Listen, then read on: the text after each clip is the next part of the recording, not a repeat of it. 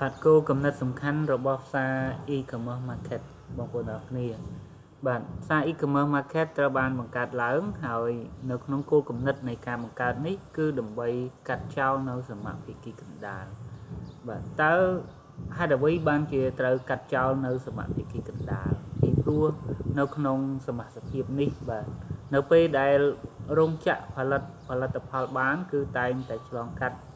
អ្នកចែកចាយហើយបន្តទៅអ្នកបោះដុំបន្តទៅអ្នកលក់រាយហើយបានដល់ដៃអតិថិជន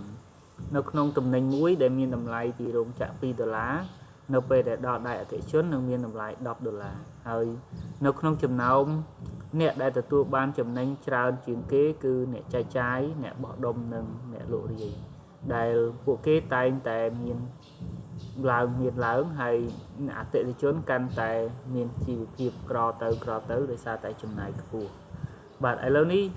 នៅក្នុងគោលគំនិតរបស់ផ្សារ e-commerce market គឺនឹងកាត់ចោលនៅសមាភិកីទាំង3គឺរវាងអ្នកចែកចាយអ្នកបោះដុំនិងអ្នកលក់រាយបាទហើយយើងទុកឲ្យនៅសល់ត្រឹមតែរោងចក្រហើយនិងអតិថិជនតែប៉ុណ្ណោះបាទនេះគឺជាគំនិតដូចផ្ដើមនៅក្នុងសហគមន៍ផ្សារ e-commerce market ដែលនឹងកសាងប្រព័ន្ធមួយដែលកាត់ចោលនៅឈ្មួញកណ្ដាលទាំងស្រុងតែម្ដង